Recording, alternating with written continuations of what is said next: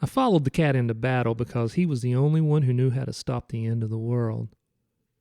His name is Junji, a black and white cat that looks like any other cat you would see wandering the back alleys or chasing the birds in your yard. Most folks here in Nevermore Hollows think Junji is simply a clever cat that just happens to show up at moments and in situations that make him appear to be more than just a cat. But other folks, like me, we think Junji is sentient on the level of us humans.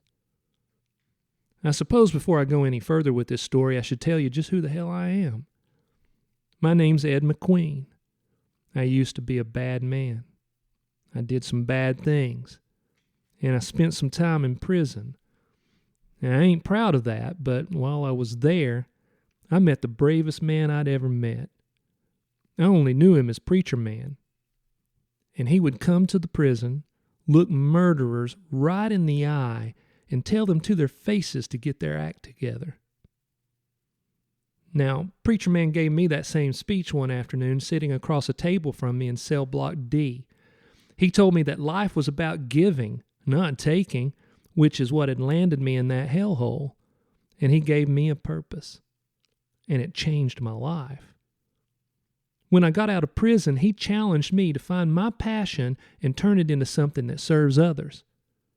Well, I love motorcycles, and I'm a pretty damn good mechanic, and I have a knack for customization. So I came to Nevermore Hollows and opened up a motorcycle customization shop, and I must be good because it made me wealthy. I've customized bikes for all kinds of people, even that guy that plays John Wick in those movies. And he's a pretty cool dude and plays a mean bass. I also founded a motorcycle club of like-minded men and women, and we use a portion of my wealth to distribute food, clothing, and such to the folks in need. And during Christmas, I dress up like Santa and deliver toys to the poor kids in the area. Every kid deserves a toy on Christmas, don't you think? And our motto is, if we receive a blessing, we share a blessing. Now, I'm only 35, and I don't really look like Santa. I am a big man, but more muscular than fat. I have a braided beard that hangs nearly to my waist, and my long hair is usually in a ponytail that hangs down my back, but they're both brown with a touch of gray and not full-on white like Santa's. And I'm covered in tattoos, some of which are unfortunate in their subject matter, but I keep them as a reminder to myself of who I was and who I've become. They keep me grounded. Anyway, during the whole month of December, I wear a red leather biker jacket with a white fur collar, black jeans and black biker boots, and a shiny red German biker helmet, on which I've affixed a white cue ball to represent a pom-pom. And I ride around Nevermore Hollows on my Indian Scout motorcycle. My own version of Biker Santa, if you will. I know, it's cheesy as hell, but I enjoy it, and it brings a smile to the kids' faces when they see me rumble by. Enough about me. Now that you know who I am and how I got to Nevermore Hollows, let me explain how I got myself into this situation of following this damn cat into battle against an alien invasion. You heard that right. An alien invasion. And man, I wasn't prepared for what they looked like. I guess before I get into that, I need to tell you about where the invasion occurred, which just happens to be the same place where I live. Though I've been blessed with success, I choose not to live in a fancy house. Instead, I choose to live in one of the poorest, roughest communities in Nevermore. That would be the Pink Flamingos trailer park. It's a sad place with trailers that are 50 years old, filled with folks who are down on their luck trying to get by, and mean folks who are hiding from the law. The big pink and teal neon sign at the entrance, when lit up at night, says everything that needs to be said about this place. Some of the letters burn brighter than others, and if you read only those letters, they spell out In Flames Trailer Park. Yeah, that pretty much sums it up. There are also folks who live in the park who are, shall I say, quirky? That word doesn't really fit, but it's close. One of these characters is a withered old man named Cosmo Cleek. He's tiny and claims to be 40, though he looks to be a road-beaten 100.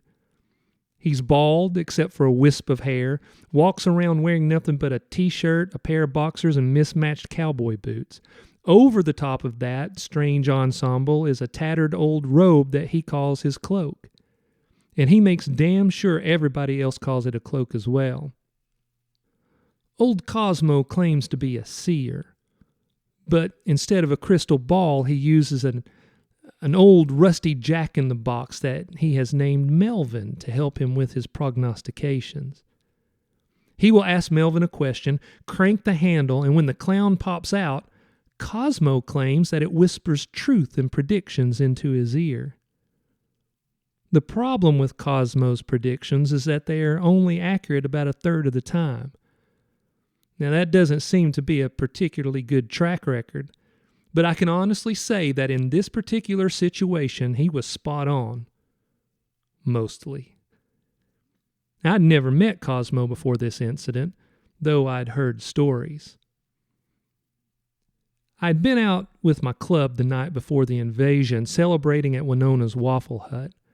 We'd just opened a community center where our goal was to let those who have been blessed with success mentor the less fortunate to help give them the knowledge and the skills to build better lives for themselves. It was well after 1 a.m. when I rumbled down the lane where Cosmo's trailer was located, and I was surprised to see the old man sitting in his yard in the glow of a string of multicolored Christmas lights that he keeps up all year round. He was in an old green and white lawn chair. There was an ancient Coleman cooler sitting in front of him that he was using as a table. And on the cooler was a cake, lathered in white frosting with happy little sprinkles. As I rumbled by, he waved for me to stop. So I did. And that was the moment that my life got weird. I parked the Scout at the edge of his yard and walked over. He motioned to another lawn chair, this one with red, white, and blue webbing, and said, "I saved you a seat." I was sure this guy was a kook, because I'd never met him before, and there was no way he could have saved the seat for me. But before I could ask him why he waved me over, he said, "I knew you were coming, so I baked you a cake." He waved a withered hand at the cake. On the top was written, "Happy Birthday." "It's not my birthday," I told him. Cosmo gave a confused look. "Are you sure?" I nodded. "I'm sure." Beside Cosmo's chair was an old TV tray with folding legs. On it were placed 2 glasses of milk and the jack-in-the-box. The top was open, and the dirt-smudged clown glared at me with a creepy, "I know something you don't" grin. The spring inside it must have been worn because he leaned drunkenly over the edge. Cosmo scrunched up his face. "Melvin, you rascal. You got to stop playing games. We are in some serious times here." I glanced at Melvin, then back to Cosmo. "Either way, sir, I'm thankful for the cake. Are you sure you were looking for me?" "Please, call me Cosmo." "All right. Thanks, Cosmo, but maybe you and Melvin thought I was someone else." Cosmo waved a liver-spotted hand. "Nonsense, Ed. Even though Melvin got your birthday wrong, he told me you'd be coming by after celebration at Winona's. Here, let me cut you a slice." He used a steak knife to cut a slice that was almost half the cake. He plopped it on an Addams Family party plate and handed it to me. He passed a plastic fork over, and I dug in. And I ain't gonna lie, it was the best damn cake I ever had. It was like God's own baker had whipped it up in heaven's bakery. Wow! I said, both to the fact that he knew I'd been at Winona's and the fact that the cake was amazing. Cosmo, man, this is really good. It's not what I expected. It's honestly a delicacy. Oh, it's nothing. Just an old family recipe. Here, have some milk. He handed me one of the glasses of milk. It was one of those old Looney Tunes collectible glasses from the 70s. This one was Slowpoke Rodriguez, who just happened to be one of my favorite cartoon characters of all time. Thank you, Cosmo. You know, I appreciate the effort you put forth, even though it isn't my birthday. You're welcome. Cosmo leaned back in his chair and his cloak fell open. I noticed he was wearing a $6 Million Man t-shirt. But that's not really why I flagged you down. I needed to let you know that you are going to have to help save the world in the morning. I was about to shovel more of that heavenly cake into my mouth, but paused with the fork in the air. Come again? Cosmo gave a wheezy laugh and slapped his knee as if my shock and confusion was comedy gold. What a hoot! That look, it gets me every time. I assumed he was talking about other folks who had given him this look. Either way, I was intrigued, so I decided to play along. What do you mean that I need to save the world? Cosmo took a long draw of milk from his Daffy Duck glass. When he finished, he smacked his lips and wiped them with the back of his liver-spotted hand. Then he squinched his eyes at me. Tomorrow morning at 9, an alien from outer space is coming to the trailer park, specifically trailer number 72, and he's all kinds of pissed off. I was completely enchanted and wanted to know how this played out, so I decided to humor the old geezer. And he's going to take over the world starting here in this trailer park. Cosmo nodded, gave me a wink, and slapped my knee. You got it. And you need me to save the world. He gave another wheezy laugh. No, I didn't say that you had to save the world. I said you needed to help save the world. I took another bite of the delectable cake, washed it down with a long draw of milk. Then I said, Okay, who am I helping? Cosmo leaned forward. Not a who. Well, maybe a who. Definitely an it. Could be both an it and a who. Though I feared that his behavior was the result of a stroke, I couldn't help but smile. I could see he was lost in his consideration on how to answer my question, so I decided to see if I could help him focus. Does this person or thing I need to help have a name? His eyes became more focused. He looked at me. Of course, it, yeah. He has a name. It's Junji. Junji? I asked. Sounds Japanese to me. Cosmo nodded. Yeah, Junji. It's 1:30 now, and Junji will be at your trailer around 3. He'll lay out the battle strategy to you then. Even though I had eaten at least a third of the cake, I couldn't resist. I cut myself another large slice and took a bite. Then I said, Okay, tell me a little bit about Junji so I can be prepared. What he said next was not anything I could have been prepared for. He looked me straight in the eye and said, He's a cat. A cat? Cosmo gave me a dose of side-eye. You know what a cat is, don't you? I savored a bite of the cake. I let the sweetness bless my taste buds. Of course I know what a cat is. But why do I and this cat, Junji, need to fight off an alien invasion? What's that all about?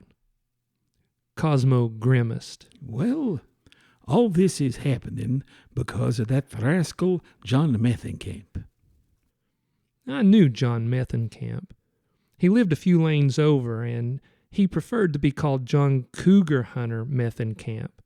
He was a character like none I'd ever come across. He was a 6'2", 49-year-old man with a luxurious mullet that he'd had since he was a teenager in the 1980s. He kept that beast of a hairdo in check with an American flag do-rag. He had a meticulously groomed goatee and always wore a pair of douchebag sunglasses. He walked around as if he was God's gift to women. He got the nickname Cougar Hunter because, for some strange reason, the older women in Nevermore Hollows threw themselves at him. You pick any day of the week, and he could be seen checking into one of the rooms at Kruger's Dreamy Time Motel with another one of his middle-aged conquests. I couldn't wait to hear how a guy like that could cause an alien invasion. "What's he done?" I asked. Well, if you know Methencamp, you know he's always talking trash about everybody's mom. Claims to be the daddy to most of the folks in Nevermore who are under 35. Anyways, he bought himself a ham radio and spent some time juicing it up, making it more powerful. More so than it should be. Anyway, he's been talking all kinds of smack to people all over the world, coaxing them into yelling matches over the radio. Well, I could see Methencamp doing that. Anyways, his radio is so powerful, the signal was picked up by a passing armada of alien ships. Now, they was going to just pass on by, but Methencamp started talking trash to them, and he's done pissed off their leader. I was curious how it could be that an alien from another planet spoke Deep South redneck. This alien overlord understands English? They're an advanced race, Ed. They use translators. I nodded, hid my amused smile with another mouthful of that magical cake. Of course, I stand corrected," I mumbled. Anyways, Methencamp has been talking so much trash, saying that he fornicated with the alien overlord's mom, and that if he had that problem, he could just show up here in the morning at 9 for an ass whooping. Methencamp doesn't realize he's been trash-talking an alien? No, he thinks he's talking to a guy in Czechoslovakia, and I fear that once the Overlord kills Methencamp, he won't stop. He'll take over the trailer park, Nevermore Hollows, and the whole world. I fear the death will be in the billions. I continued to play along, not believing the old coot. "Look, Cosmo, that is a heavy burden to place on my shoulders." Cosmo wagged a gnarled finger at me, as if he thought I was an idiot. It ain't on your shoulders, Ed. It's on Junji's. You're just going along to help. Okay, let me see if I got this. At 3 a.m., expect a visit from a cat. At 9, we save the world from aliens who are pissed off at a trash-talking redneck. Exactly. Now, before you go, you got anything you want to ask Melvin? Just one question. Do we win?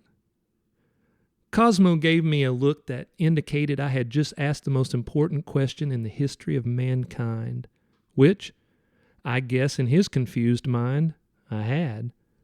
He snatched Melvin, shoved the clown back into the box, closed the lid, and said aloud, "Will Junji and Ed be successful in saving the planet in the morning?"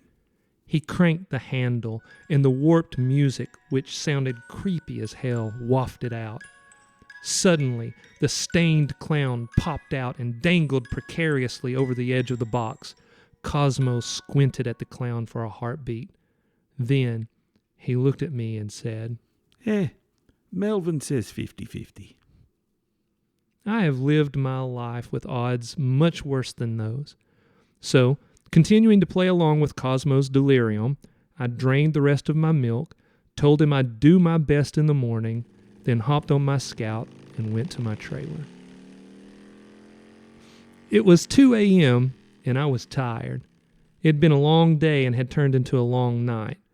I tossed my keys on the kitchen table, splashed some water on my face, and headed to bed, all the while wishing I'd asked Cosmo for the rest of that damned cake. I changed into a pair of sleep pants and a t-shirt and fell into bed. I was asleep in 5 minutes. At precisely 3 a.m., I was awakened by the sound of scratching at my front door.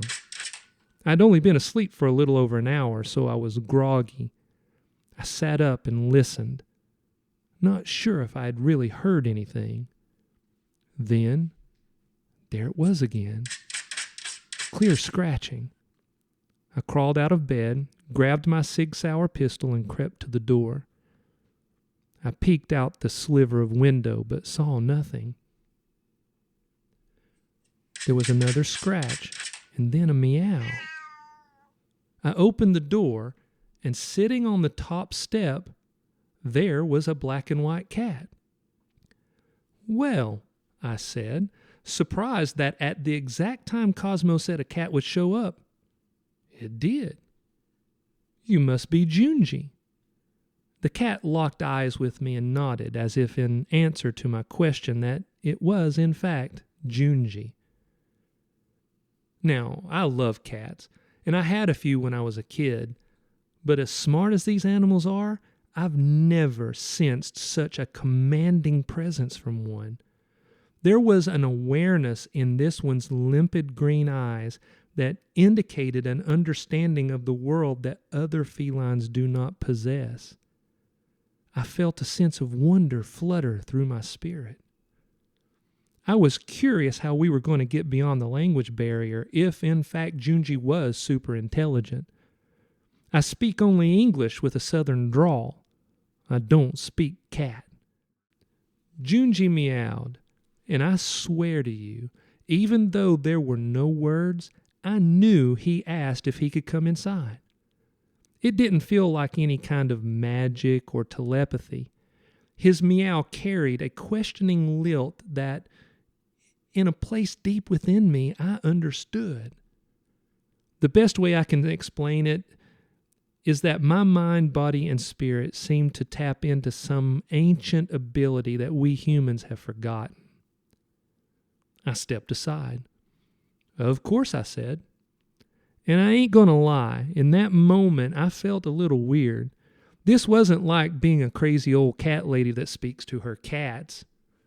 Or hell, I don't know, maybe it is, but it took me a few minutes to process. Junji dipped his chin. I took that as thank you.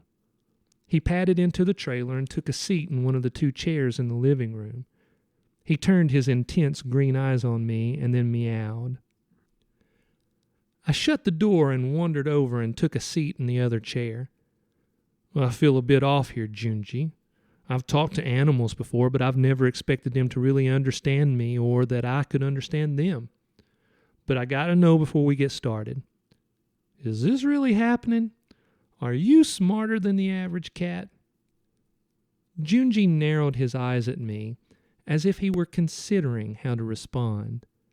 Then the cat literally shrugged his shoulders, as if to say, "Maybe?" Then he gave a soft purring rumble that I took to be a chuckle. It took a moment for me to realize that Junji was being coy, making a slight joke. I smiled and I leaned forward. "You're a bit of a smart-ass, ain't you?" Junji let out another one of those purring rumbles that I took for a chuckle. He meowed as if to say, "Hello, Pot. My name is Kettle." I took a moment to consider all that was happening. That crazy old man, Cosmo, told me to expect Junji, and here he was. This forced me to make a decision. Either this was real and I needed to somehow help this cat save the world, or I had lost my mind along with old Cosmo. So I decided right then and there to accept this new strange reality and just run with it. "Okay, Junji, I'm in. Cosmo says you got to save the world in a few hours and that you need my help. Lay it on me. What do you need me to do? Junji winked at me. I took that to mean he had an idea. With an air about him that suggested that we'd bonded enough, he jumped down from his chair and walked back to the front door. I followed him and we stepped out into the yard. Most of the folks in the trailer park have clear and multicolored lights strung up around their properties. Even though it is a poor community, they at least try. Well, at least some of them do. But anyway, we stood in the wash of these lights, a string of amber colored from the neighbor to the right and a string of red Christmas lights from my neighbor to the left, while Junji glanced around. He was clearly looking for something. And after a moment, he shot down the street. He was fast, and by the time I caught up with him, he was 3 lots down in the front yard. I walked over to him and noticed he was standing next to a large toy water gun, the kind that had a huge reservoir on the top and a slide pump under the barrel. However, somebody, presumably one of the kids who lived in the park, had redneck engineered the gun to hold a full gallon of water by replacing the smaller reservoir with a plastic milk jug. Whoever this genius was, he had also decided to use dollar store spray paint to give the gun a pink and white camo pattern. Then, they'd used a magic marker to scrawl a message on both sides of the jug. On one side was written, "Whoop ass." On the other side was, "Get you some." I looked from the water gun to the cat. You gotta be kidding me. Junji tilted his head and meowed, as if to say, nope. If pop culture is right about aliens, I said, they likely have ray guns and laser beams, and what? We're gonna fight them with a super soaker and mean looks? Junji patted the water gun and gave me a polite yet firm meow. It was clear. Pick it up, please. I stooped down and took possession of our weapon. Is the only reason I'm helping you because I have thumbs and you don't? Junji gave me one of those chuckling meows. He clearly thought that was funny. Then he started off back across the street and towards the small shed at the back of my lot. That's where I keep my bike at night. I unlocked the door and we stepped inside and I switched on the overhead fluorescent light. Besides my bike, there were some shelves and some pegboards on the walls which allowed me to store tools and such. Junji seemed to know exactly what he was looking for. He padded over to a gallon of liquid rat killer stored in the far corner. He took a minute to look over it, and I swear to you, I'm pretty sure he was reading the label. When he was finished, he gave me an expectant look and patted it with a paw. Okay, I said. We need rat poison for some strange reason. I grabbed the container of poison and set it and the jerry-rigged super soaker on a small workbench. Junji jumped up on the workbench, gave me a nod, and meowed. I was really surprised that I was able to follow this cat's attempts to communicate with me. Maybe I was still in the trailer in my bed and this was all a dream, or hell, maybe I was full-on hallucinating. And that made me wonder if Cosmo had slipped something into that damn cake. Anyway, I decided whether it was a dream, a hallucination, or if it was real, I was along for the ride. Under Junji's supervision, I filled the Super Soaker's reservoir with liquid rat poison. When I was done, I screwed the caps back on both containers and said, "What's next?" Junji seemed satisfied with my work. I say that because he gave me a nod. Then he gave a wide, sleepy yawn that ended with a whole-body shudder. He jumped down and headed back to the trailer. We entered through the back door, and he padded into my bedroom and curled up at the foot of my bed and fell instantly asleep in the way that only cats can. I stood at the bedroom door looking at him. I checked the time. It was almost 4 a.m. I considered all that had happened during the last hour, and it appeared that Junji and I had prepared the only weapon we would use in our battle to save the planet. and that now it was time to sleep. So I crawled into bed, careful not to disturb the cat, and to my surprise, I fell instantly into a dreamless sleep. 3.5 hours later, Junji woke me by slapping my cheeks with his paws. "Damn it, cat," I said, pushing him off onto the floor. "It's dangerous to smack an ex-con. If I was the same man I was back then, I'd shank your furry little butt." Junji snorted. Then he wandered to the kitchen and started meowing. Okay, I'm coming. I'm hungry too." I went to the kitchen and splashed some cold water on my face.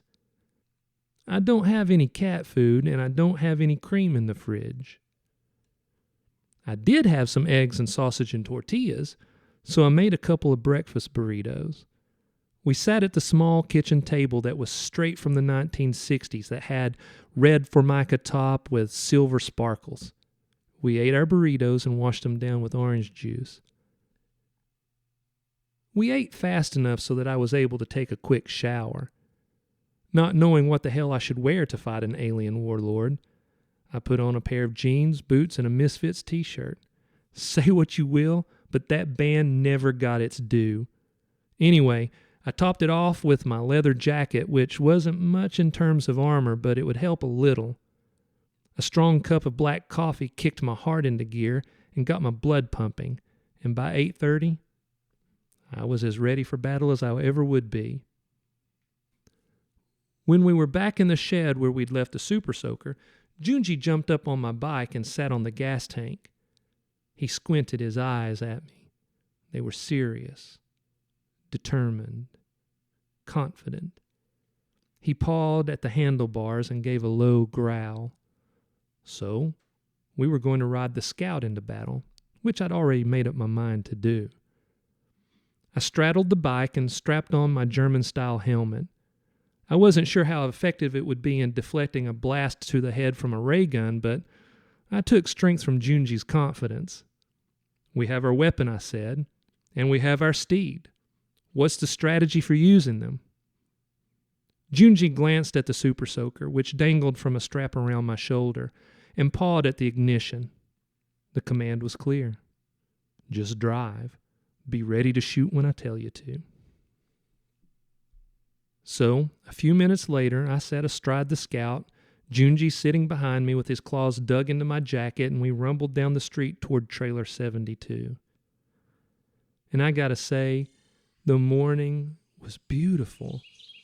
Picturesque even. Birds soared, butterflies flitted, squirrels scampered. But just as I turned onto the street where John Methencamp lived, a saucer-shaped ship pushed through one of the big puffy clouds that floated across the sky. It looked exactly like something from a 1950s B-movie. It was silver with a dome on the top, and it came to a stop hovering 50 feet or so above John's tiny yard. I came to a stop about 50 yards from the scene. Now, John had repainted his trailer to resemble the Gadsden flag.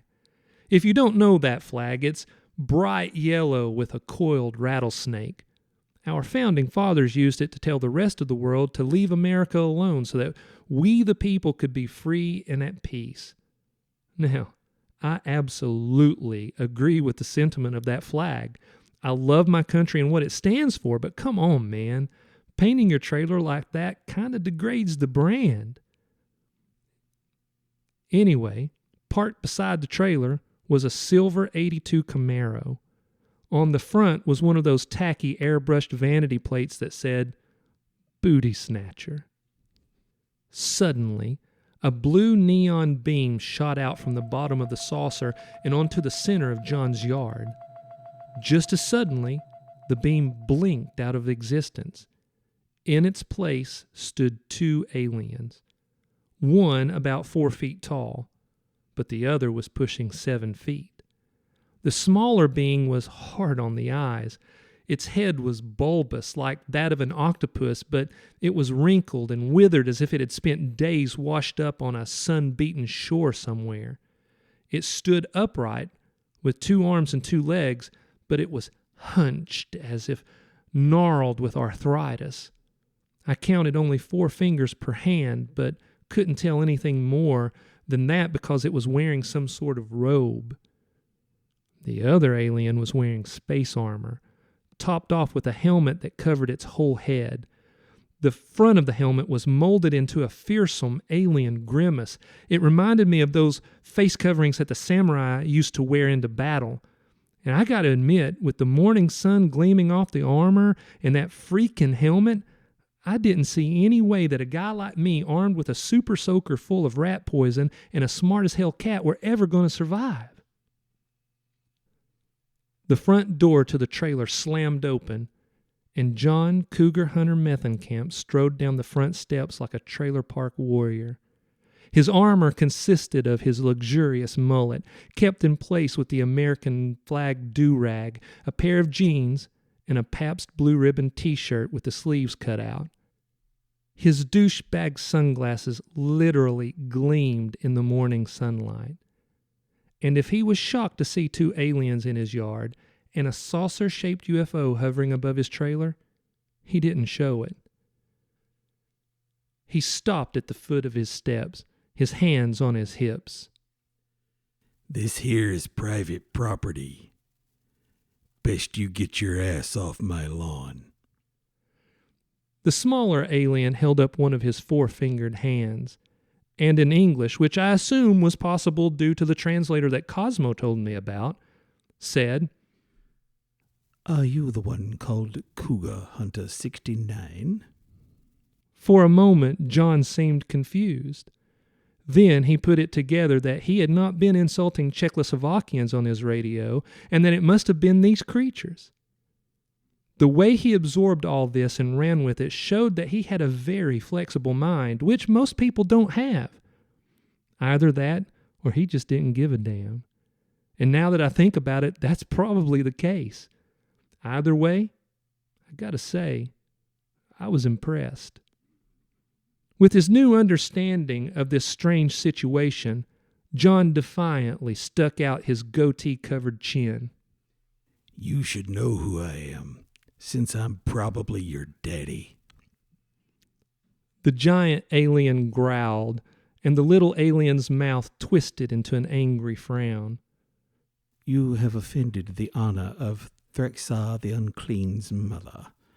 He is here to exact his revenge. John glanced around. In the other trailers, people were peeking out their windows. Junji and I still sat astride the Scout at the end of the street, taking it all in. The only other person who was brave enough to be out was Marge Millen. She stood on her steps, wearing nothing but a sleep shirt and her hair in rollers. She looked a 3-pack a day, 50, and her morning cigarette dangled from the corner of her mouth. John gave her a pornographic smile, glanced at me and Junji, then turned his attention onto the 2 aliens. Well, did he bring an army with him? The little alien seemed shocked at John's lack of fear and trembling. Well, no.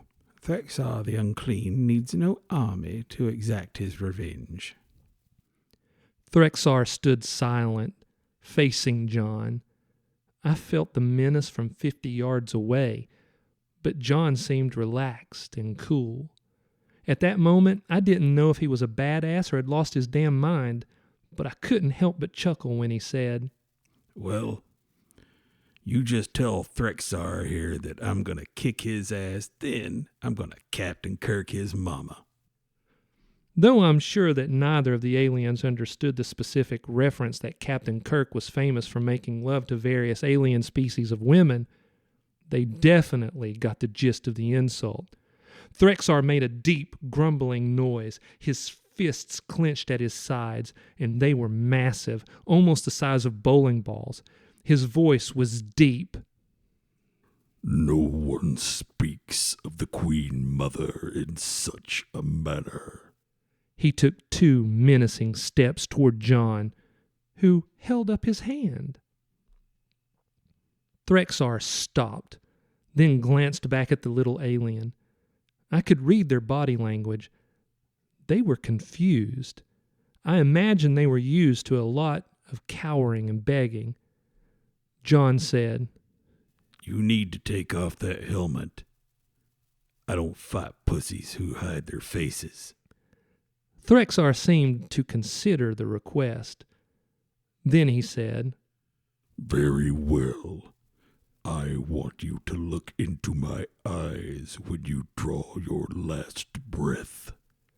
He reached up and removed his helmet. I was expecting something that looked like the Predator, and to be sure what was revealed was frightening, but nothing like the Predator.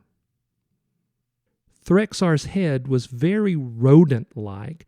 It had a snout and biggish ears. It made me think that this is what a rat would look like if it evolved on planet Hell. His face and neck were hairless, except for a tuft of thick white fur protruding from his chin. However, the weathered, leathery skin of his face was also covered in scars. Clearly, Threxar was not a pussy. He was a real warrior. John gave him a withering smile. You didn't get your looks from me, but I don't remember your mama being that ugly. Threxar gave an angry roar. He charged forward. John is a big man, and I didn't expect him to move as quickly as he did. He stepped aside as if he were making the best use of that one free karate lesson he took after watching Karate Kid back in '84. He kicked Threxar, who stumbled a couple of steps, caught his balance, then squared up. The giant alien swung a massive fist and hit John in the chest. John was thrown up against the trailer. It took him a moment to catch his breath, but when he did, he stood defiantly. Threxar's eyes narrowed. Then a rodent sneer spread across his snout. You talk trash, but you can take a punch. I won't hold back on my next one. Just then, a woman appeared in the doorway of John's trailer. She wore only an AC/DC t-shirt that hung to the middle of her thick thighs and a pair of pink flip-flops. She was blonde and curvy and easy on the eyes. She held a can of Pabst Blue Ribbon. In an angry, trashy girl drawl, she snarled, "What the hell is all this racket about?" I could tell John was in pain, but he pushed it down. He cocked his head and said, Brandy, baby, Daddy's got some work to do, but I'm going to need a sip of that beer first. Brandy didn't seem to care about the scene in front of her, but it wasn't because she had a flexible mind and had absorbed it all. Not Brandy. I knew her, and she was as bright as a burnt-out neon beer sign. And she was so self-absorbed in her white trash good looks that she probably didn't even notice that John's trailer was ground zero for an alien invasion. Brandy frowned. "But it's the last one." John nodded. Give it to me. Then mosey across the street there to Marge's trailer. I'll be over there when I'm done here, and we'll have a little fun. Brandy walked down the steps and handed the beer to John. She seemed not to notice the spaceship, but grimaced at the two aliens standing in the yard. "Ew," she said. "Halloween's over. Get a life." She gave John a kiss, then wiggled over to Marge's trailer, where she stood beside the other woman and watched the drama unfold. Threxar and the little alien were clearly perplexed. But finally, Threxar said, Enough. Let's settle this. I will kill you. Then I'm going to kill every single person on this backwater planet. Before I eliminate you, do you have any final words? Yeah, I do, John replied. He popped the top of the beer and took a long swig. When he was done, he tossed it aside and quoted an old AC/DC song. Forget the hearse, 'cause I'll never die. He charged and slammed into Threxar. They hit the ground and rolled, both throwing wild punches. Junji looked up at me and gave me a meow that was full of incredulity. "I know," I said. "We finally make first contact with aliens, and we challenged them to a redneck trailer park brawl." I put the bike in gear, but Junji meowed and shook his head. I understood him. He was waiting for the perfect time. I got the sense that he was waiting to see if John could actually defeat Threxar. But that didn't seem to be the case. John was getting in some damn good punches, but Threxar was just too damn big, too damn strong. The massive alien pounded John with his bowling ball-sized fists, and John was starting to lose strength. They rolled on the ground, and finally John was on top, had Threxar pinned. John hammered him in the face, and blood flowed from the alien's snout and from a deep cut above his left eye. But Threxar was battle-hardened and kept his wits about him. He grabbed John and rolled, and as he did, he tossed John aside. John hit the ground and tried to get up. One eye was swollen shut, and he was also bleeding from his nose and cuts on his forehead. His American flag do-rag had come off, and his mullet was wild. He made it to his hands and knees before Threxar strode forward and kicked him hard in the ribs. There was so much force in the blow that John was lifted off the ground. He landed with a loud thud that knocked the breath out of him. Threxar stood over John, victorious. Attached to his hip was a device that resembled a 4-cell flashlight. He snatched it and pressed a button, and a wickedly sharp blade materialized. It was some kind of alien tech sword. He held it high over his head, preparing to bring it down on John as the poor guy pushed himself up onto his knees. Junji gave a loud war cry.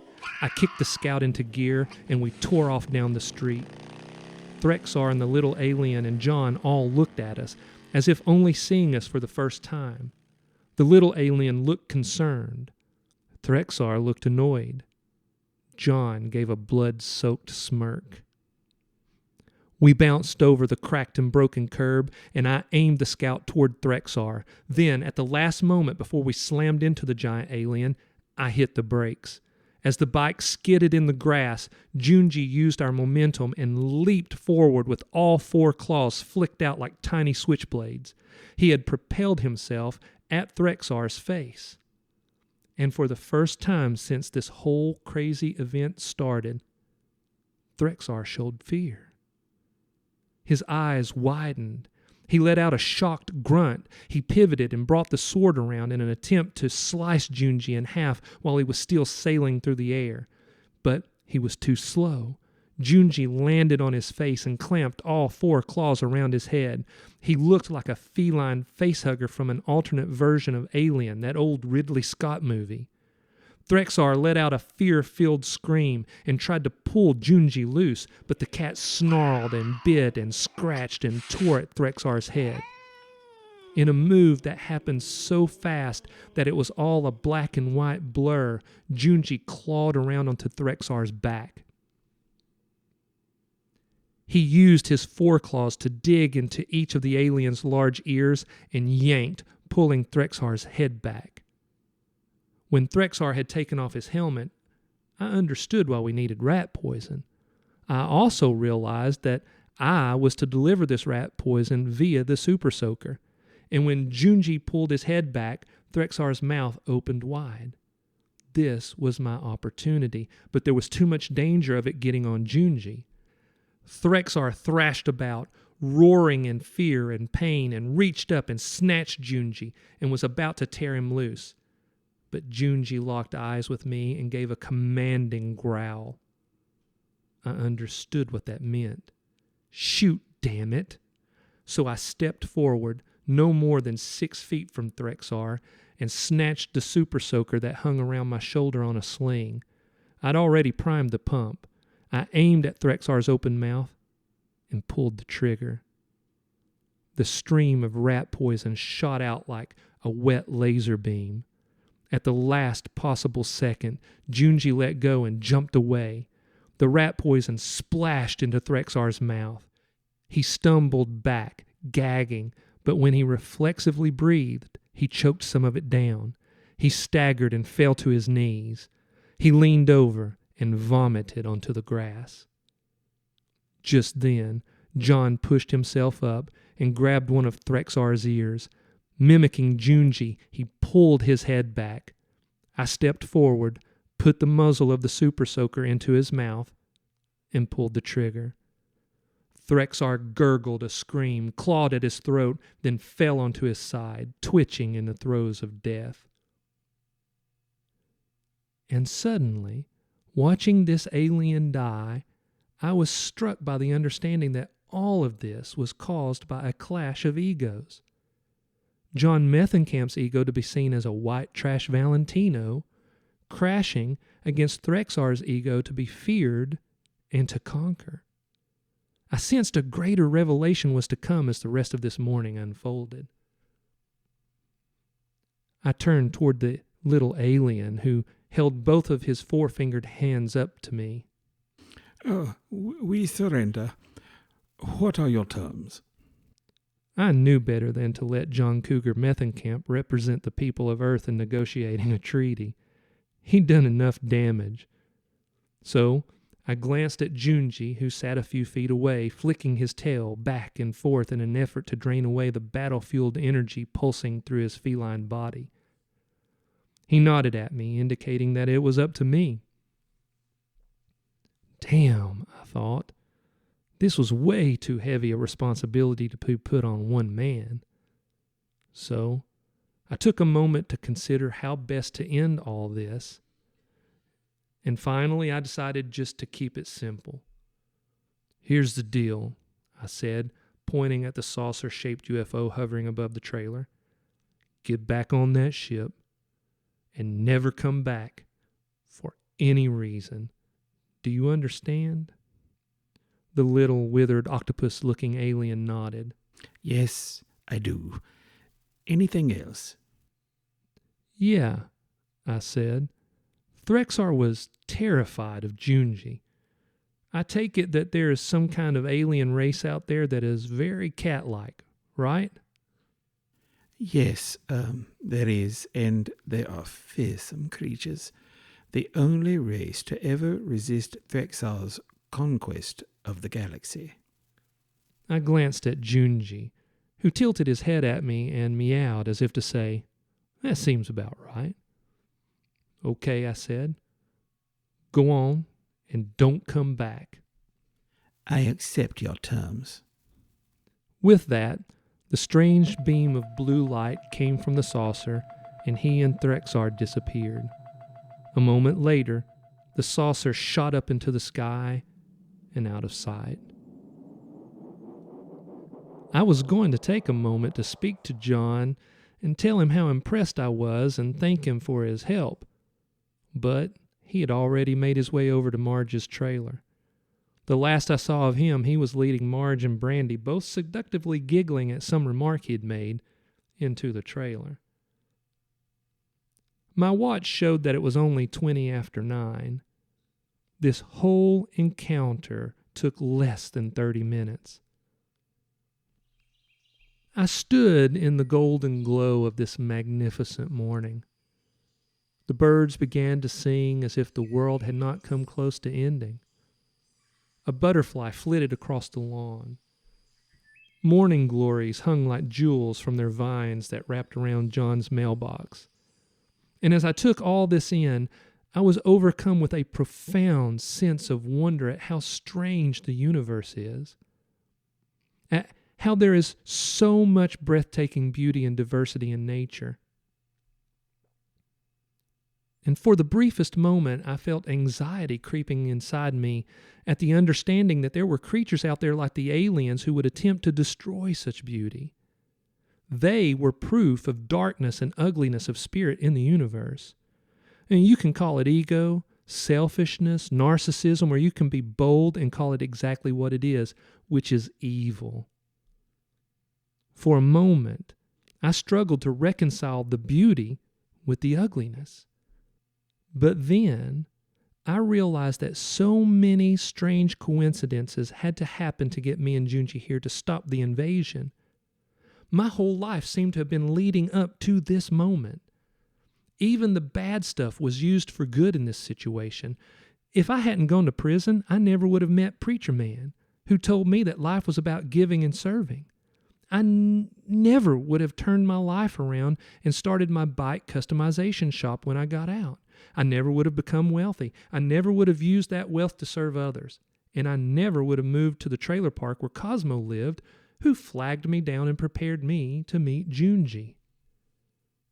And on and on and on with the seeming coincidences. Oddly, so many coincidences seem to me to be proof that there are no such things as coincidences. What I mean is if I'm correct in believing that there is an evil force at work in the universe, it is clearly using the weapons of selfishness, ego, narcissism, doubt, and fear and pain to constantly try to unravel creation. And if that is correct thinking, then logic forces me to believe that there is clearly some good force at play that is constantly weaving all things together. And as I considered this, standing in the light of the morning sun, I realized that this was another one of those weaving moments. The weaver had brought me and Junji to this place to stop an attempt at the unraveling. And that thought brought a stillness to my spirit. I basked in that stillness for a long moment. Then my stomach growled. I suppose a single breakfast burrito just wasn't enough to fuel such an intense revelation. I wonder if Cosmo is up, I said to Junji. He shrugged. I don't know, maybe he is. I know it ain't healthy, I said, but I could go for a slice of that cake. Junji meowed his agreement. Then we got back on the bike and rode across the trailer park to Cosmo's place. And as I knew he would be, he was sitting in his yard in front of the cooler which held the rest of the cake. There were 2 glasses and a saucer full of milk on the TV tray. Junji and I parked the Scout and took our seats. And as we partook in the simple pleasure of eating the cake and drinking the milk and conversing with a friend, we were thankful for the weaver that had so artfully woven the myriad strands of life together to bring us to this joyful moment.